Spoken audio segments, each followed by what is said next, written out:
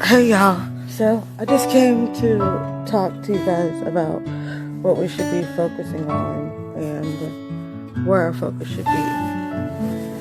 It's really hard for people to figure out exactly what to do in times like this. Where can they be the most helpful? And I've struggled with this also. I've been involved in activism work since I was young through my community center. I've been involved in activism work since I was young through my church, growing up in underprivileged communities.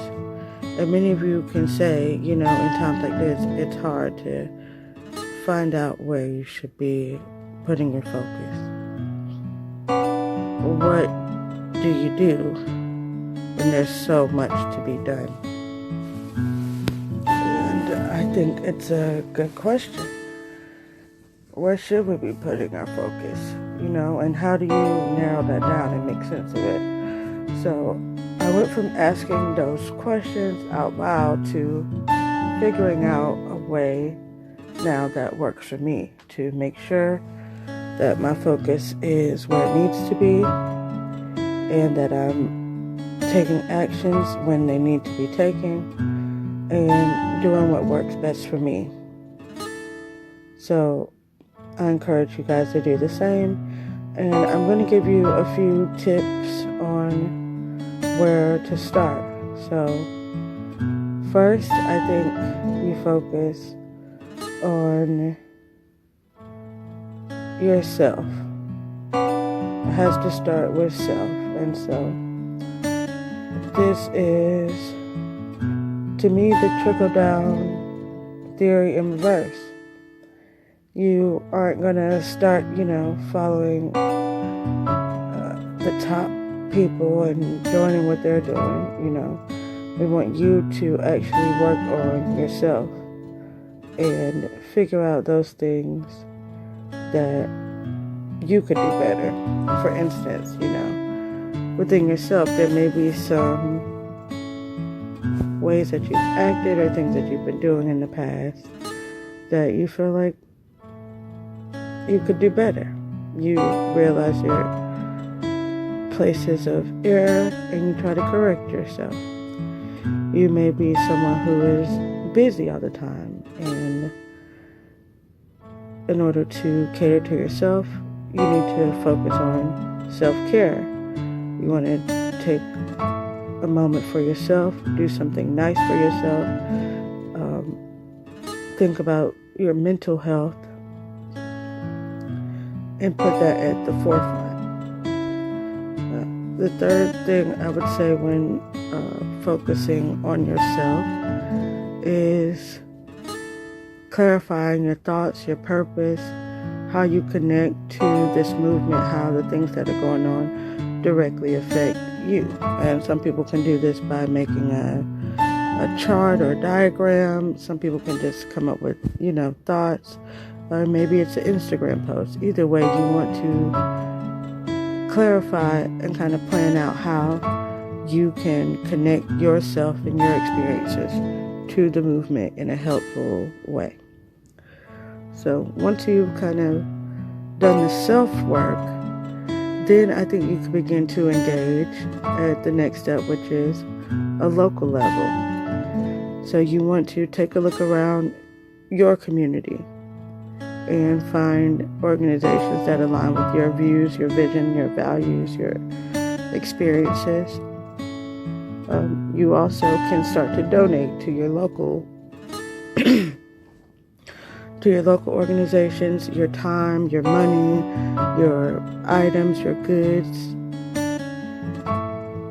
and connect with people in your community who are like-minded. So a good way to do this using Instagram or social media is to look up your city and state, putting it into the search, look at the top posts and find those top posts that align with you and or those organizations, those communities that are either similar in your industry or similar to your personal goals or success stories for what you would like to become. And now you have become integrated locally with your social media. So you've got yourself together.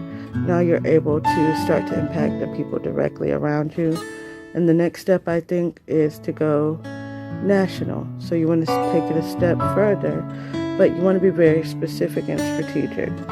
So you look into national accounts that are doing large work in the areas that attach to you. And when I say the areas that attach to you, when you're looking and doing your self-care work, it could be that, for you have experienced housing discrimination. And when you felt severe housing discrimination. So when you go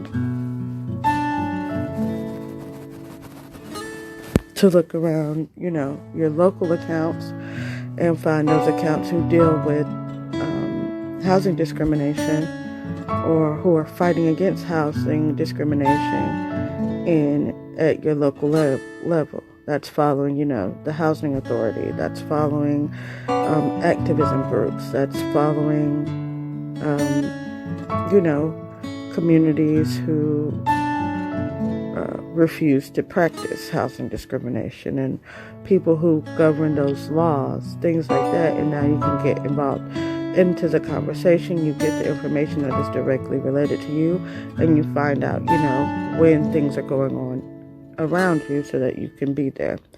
So this is branching your self-care to your local activism.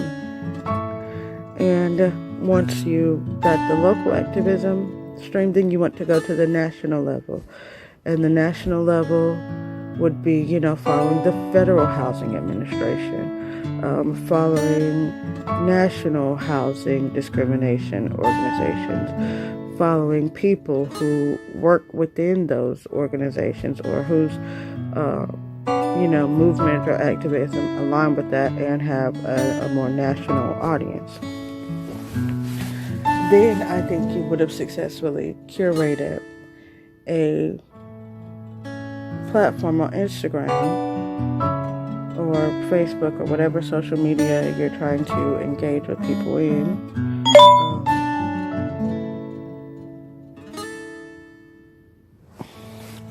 You can also do that by making sure that what you're engaging in, what you're sharing, are posts that you can connect to. So your stories, I would suggest using your stories as a place where you can share content that you see that directly relates to your self-care plan of action. And in your stories, you also want to do your behind-the-scenes work. So you want to show in your stories, what you're doing behind the scenes to support your work. For instance, if you're, taking a walk as a part of your self-care, share that in your stories. If you are on that walk and you see a sign that aligns with your activism, share that in your stories. If you are on the phone with a friend and they give you a good one-liner, type that one-liner into your stories. So those are the things that you can share in your stories and attach yourself directly to your activism. Another thing that I would suggest is for your Instagram posts. You want the Instagram post to be informative for what you are doing directly to take action. So let's say you are signing a petition. You can do a post, an image related to that petition. Then in your caption, you want to talk about it, why you're signing that petition, the who, what, when, where, why, how, and kind of formulate it as a short blog post. Now you've got content on Twitter, Instagram, Facebook that is informative. So you want to actually share and inform others of how they can get involved, how they too can do whatever. And, in that short blog post, make sure at the end of it there's a call to action, which means,